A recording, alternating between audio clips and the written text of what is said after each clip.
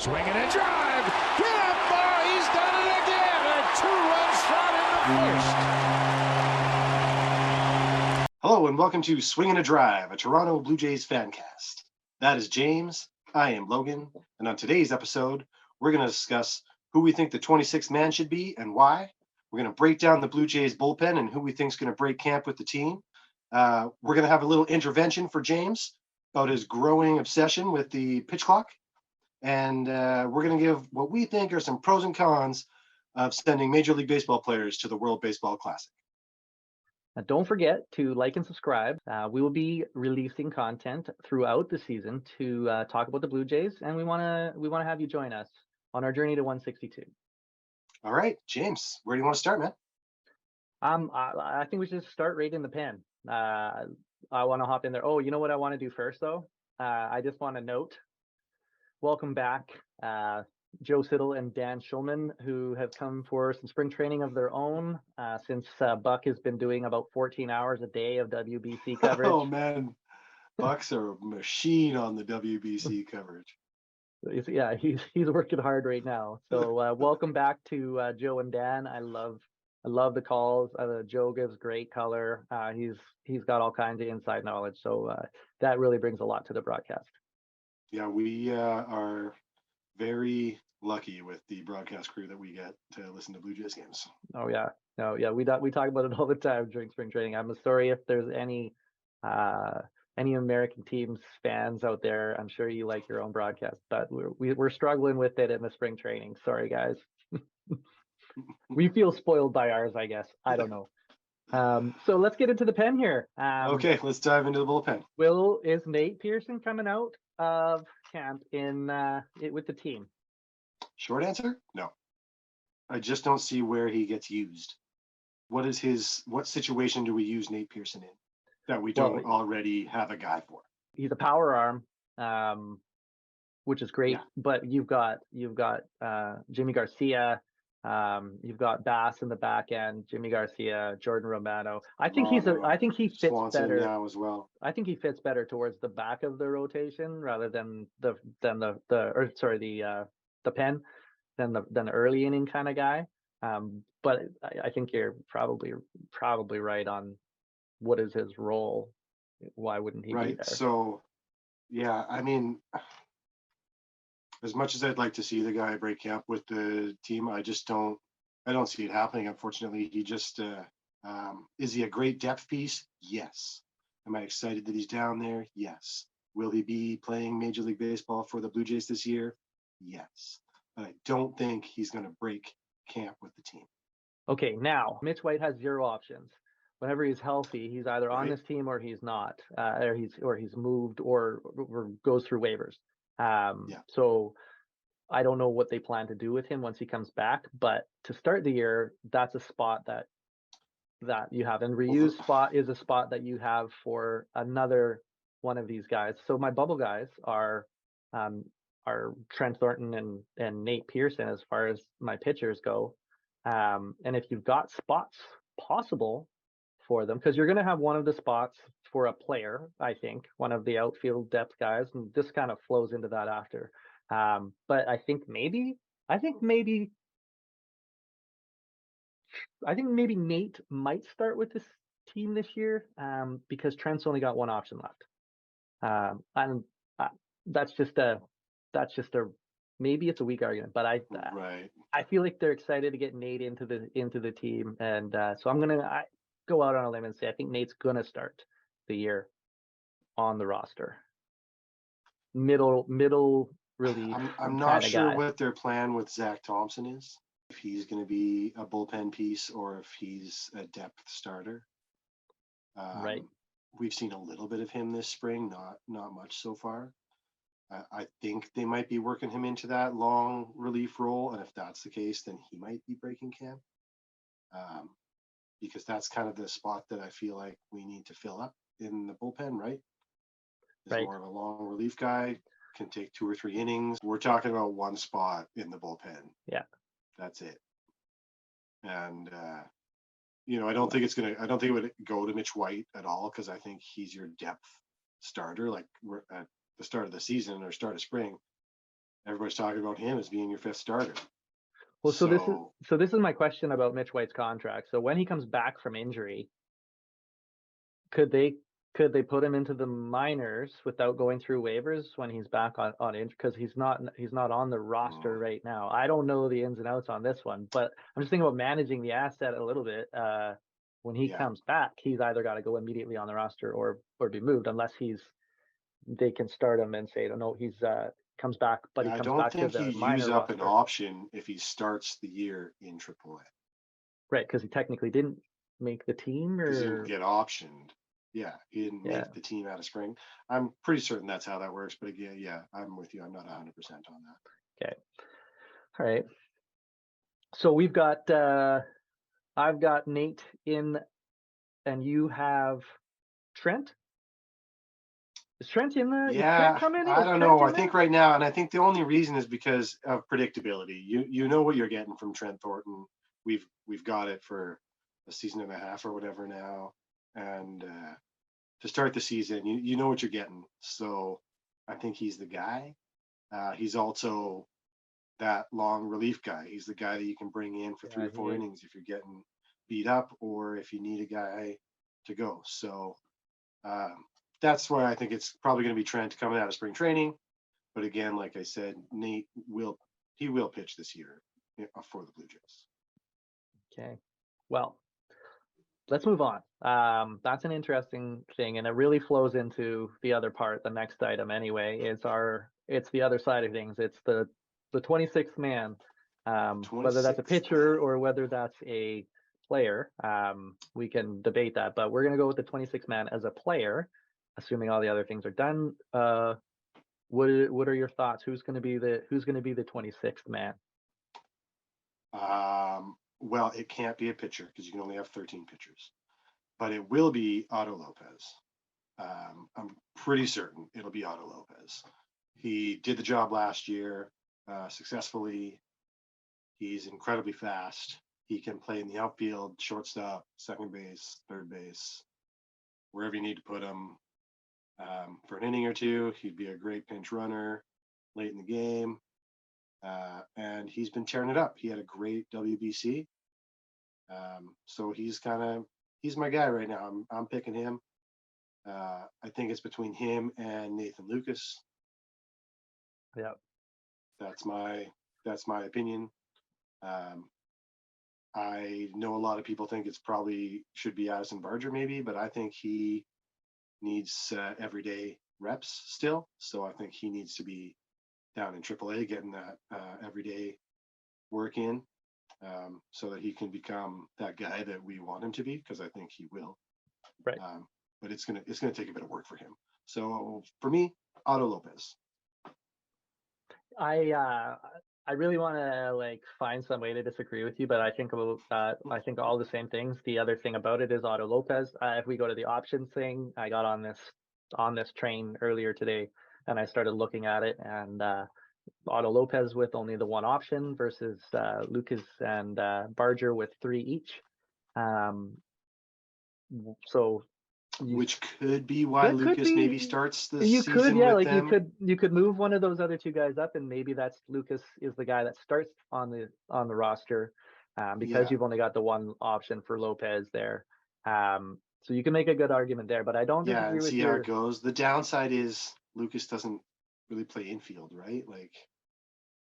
Well, so this is my not that we are lacking in infielders, but this is the other part of this I wanted to bring up.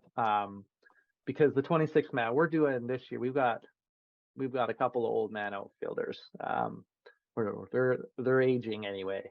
So the outfield depth on our roster versus outfield depth in AAA that can realistically find time. So I'm talking about Biggio. I'm talking about Witt, and I'm talking Santiago a little bit, maybe.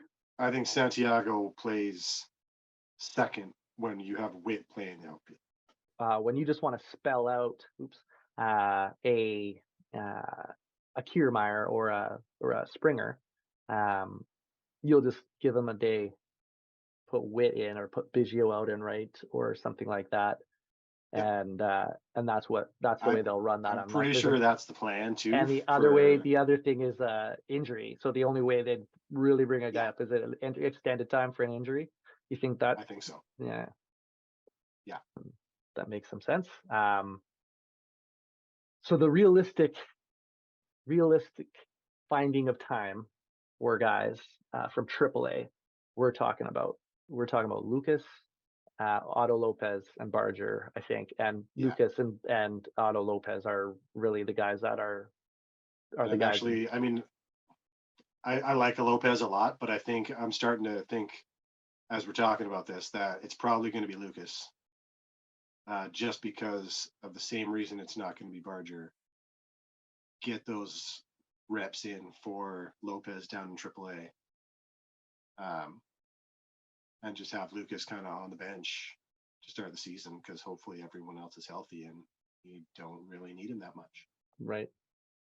Okay. No, I can't disagree much with where we're going. I feel like they're kind of, and this is sort of part of the discussion, right? Is like Schneider said at the start of the season, like I don't have a lot to figure out here as far as personnel goes.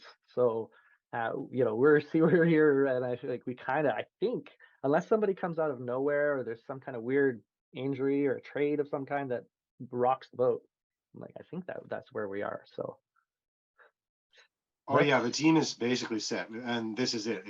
We're deciding the 26th man, and we're deciding that 13th pitcher, and I think we're pretty bang on with where their headspace is in the front office, I think.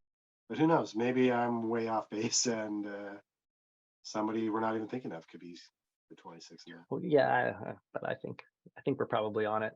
You heard it here first, folks. We're on it. We're all over it. We're all over it. That's all fine. Right. Are you ready? This is your intervention. Okay. I can stop anytime I want. Why are you so obsessed with the pace clock? I just love thinking about all of the different possibilities, the different new strategies that they're going to be trying out, the different ones that are going to work, not work, how the experiments are going. And you mean like runner strategies and pitching strategies, or hitting strategies and pitching strategies? Both, yeah. Yeah. Okay. Yeah. So I want to, first off, there's a couple of parts of it, but strategy behind using the timeout as a hitter and the advantage that provides a pitcher. So whether or not you want to do that, I'm going to think about the example of Jordan Romano's sitting on 2 outs, and he's got an 0-2 count, and the batter calls time. So you've got a lot of pitches to waste. Immediately, I'm saying, okay, well, it's even better than it used to be with 0-2, because you would just throw a start maybe on the plate, definitely not on the plate when it finishes kind of pitch, wave at this, see if they'll wave. But the kind of the way you do it is, well, yeah, you throw that pitch, but then immediately after that you have control over the rest of the at bat.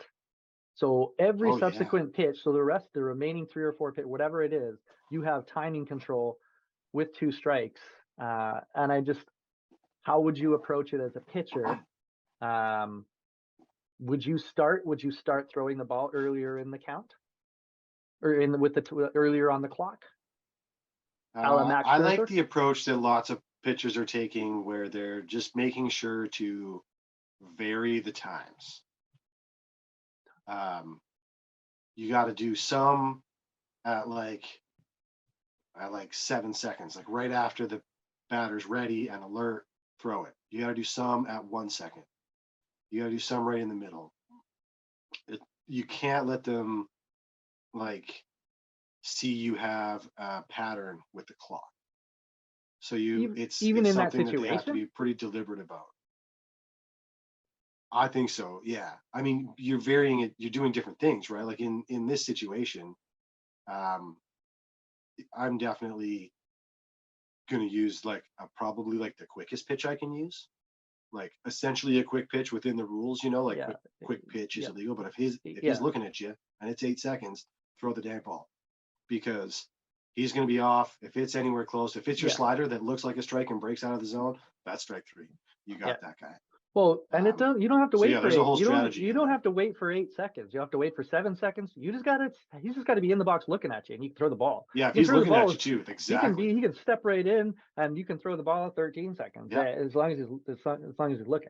But in this situation, as a strategy, I think it is in the pitcher's best interest or advantage to throw as early on the clock as possible, as many pitches as possible after the batter has taken a timeout.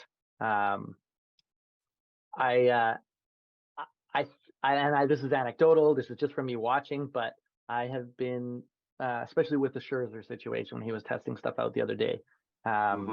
He started getting smashed when he was throwing it later in the clock than earlier in the clock. The stuff he was throwing earlier in the timer was more effective against the Nationals hitters. I think it was Nationals that he was playing against. Doesn't matter. Than the stuff that he was throwing later with the timer. So if the timer's got 2 seconds or 1 second left on it, I think hitters are having more success against that than pitchers thrown earlier. So you talk about the varying the times, cool.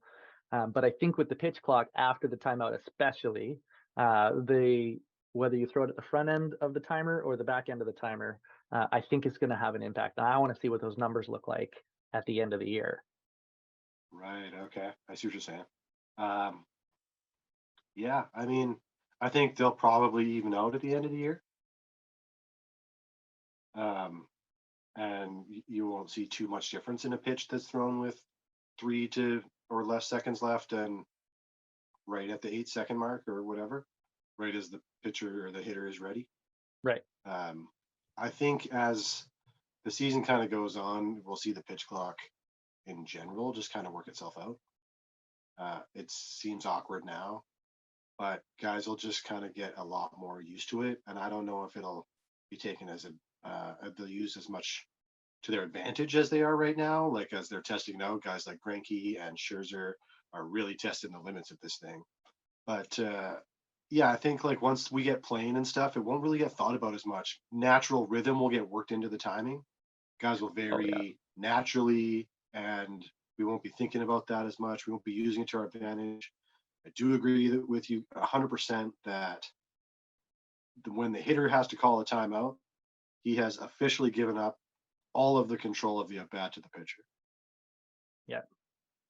Like with the having one timeout only. As soon as you take that timeout, I mean, maybe that's not 100% the case, but in a lot of ABs, I think that's the case.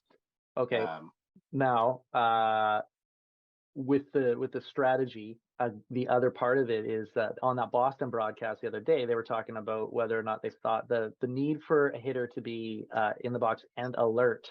So they were saying on the broadcast there, they think that one of the things that will be ironed out is the definition of what alert is, of being looking forward, or to say they think that it's not. They thought it's not needed. They say if you're in the box, you're ready to hit. And I'm like, well, that might be a little can you see Scherzer? That is counter to what most hitters have to say about it, right? And so it's you're already given up on the timeout. You're already giving up control of your at bat. So it's if you give up the alertness, you're yeah, I kind of thought that too. I mean, I'm all for pitchers getting as much power as possible, because pitchers, they're because you're biased. I get it. My people, but I don't think they need any more in this situation with something like that. Yeah. That's fair. That's fair. Yeah. No, I thought that when they started having that discussion, I just was kind of interesting. We'll see. If it's dangerous, it becomes quite dangerous if someone is not quite alert. Yeah. What happens if they're not alert and some guy that's not a pitcher, that's a thrower, is gassing 99 and lets it slip? Yeah. Because those guys have no control. They don't know where their 99 is going most of the time. So yeah, they could seriously hurt somebody. So the hitter definitely has to be alert to the pitcher. I think that's an alert. important thing. And maybe the definition forward. changes a little bit, but Yeah, they got to be engaged in the at bat for Yeah, sure before any balls are thrown. I feel. yeah, Just that'll for be safety. that'll be a subject that'll be ironed out for sure. I'm sure there'll be enough Definitely. controversial things and that kind of thing. But that's a really good point about player health. And as far as player health goes, the major leagues lost an all-star pitcher for the season last night at the WBC with Edwin Sad Diaz news, really. going down with a patellar ligament tear, celebrating a big victory over Dominican Republic. And it naturally brings up the discussion. What's the value of sending major leaguers, I guess, to this event? Is it, I guess we say pros and cons of doing that. What I would say is that because I'm a big hockey fan myself, and if you could talk about the Olympics, I want best on best. I want the best in the world that are in the NHL. I want them there, and they take a break in the middle of the season. And it's weird because I hate this event so much. Not hate this event so much, that's harsh.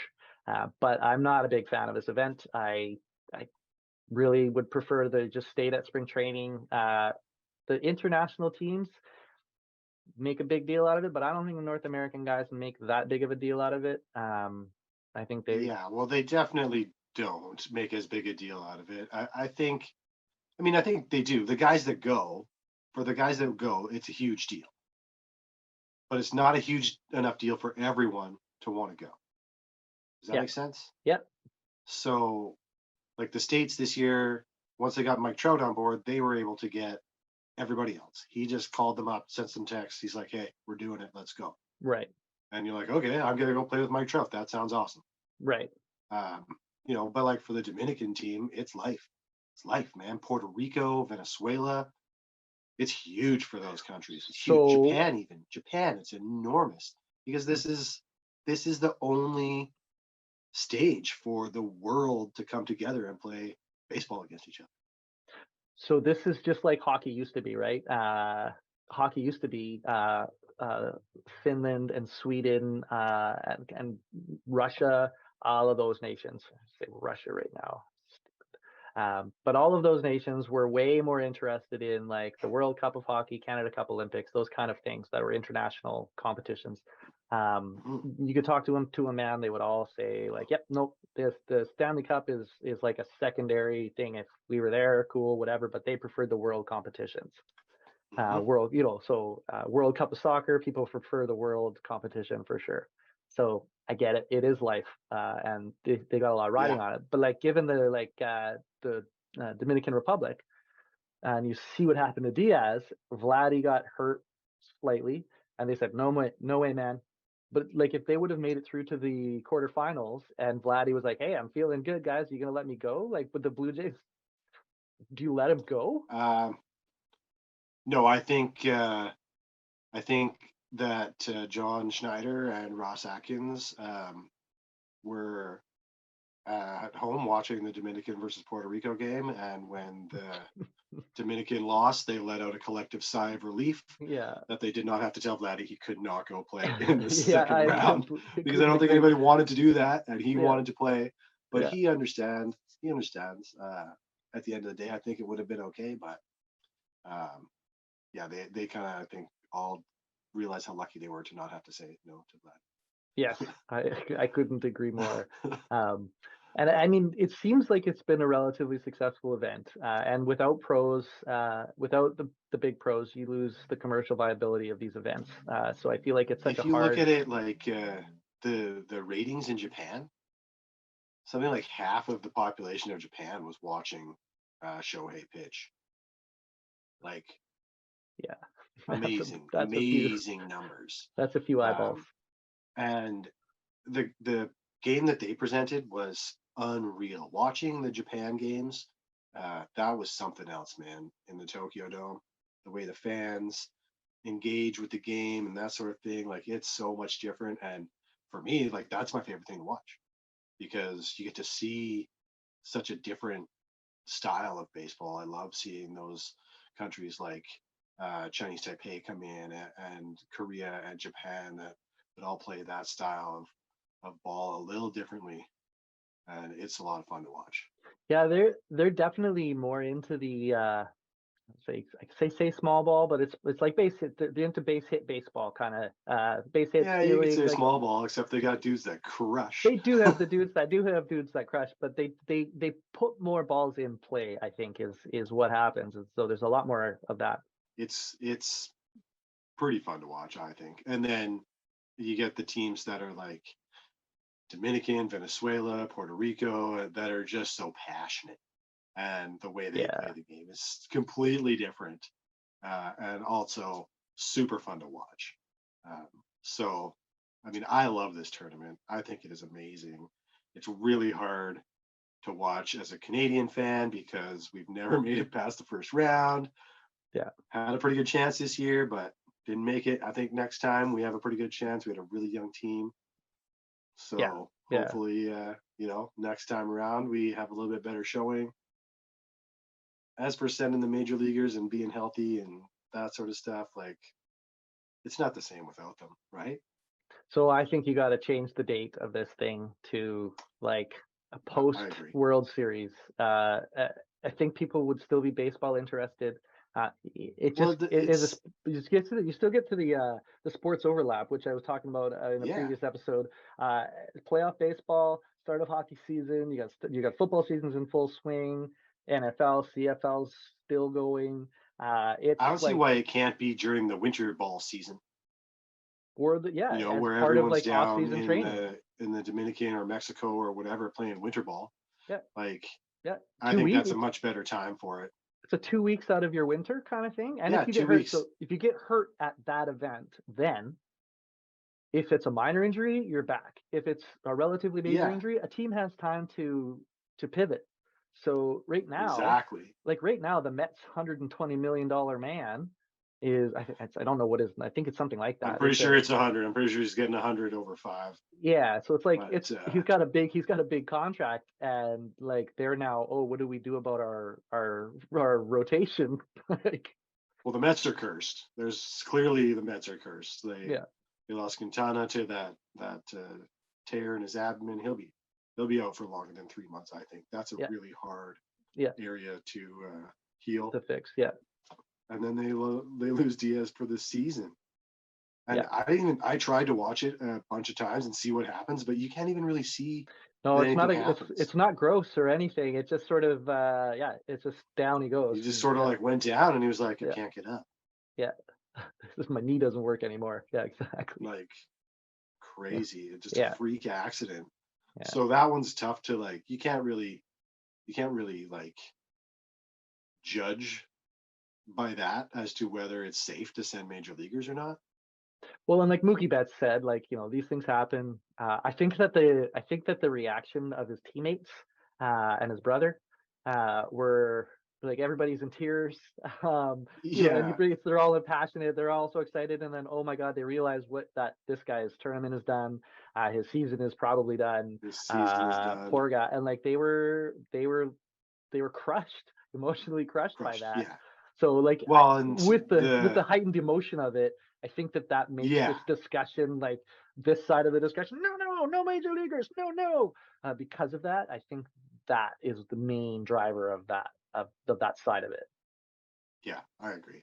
Yeah, it's kind of silly that people don't want major leaguers to be at this tournament, because what is it without them? It's a bunch of Japanese guys beating up on the rest of the world playing baseball. Yeah, exactly. Yeah. You have to have the best in the world playing, or people aren't gonna watch. That's not the best. That's what makes this tournament fun. Is you bring out the best guys you can, and you do what you can with them. And like Great Britain got themselves a win. Czech Republic, they got themselves a win.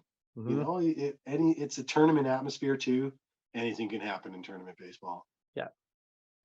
Anything. Yeah. It's a different game for sure. Yeah. Nice to have you along with us while we have our chat about the Blue Jays. And once again, consider liking and subscribing. Thanks. Okay. Thanks, guys.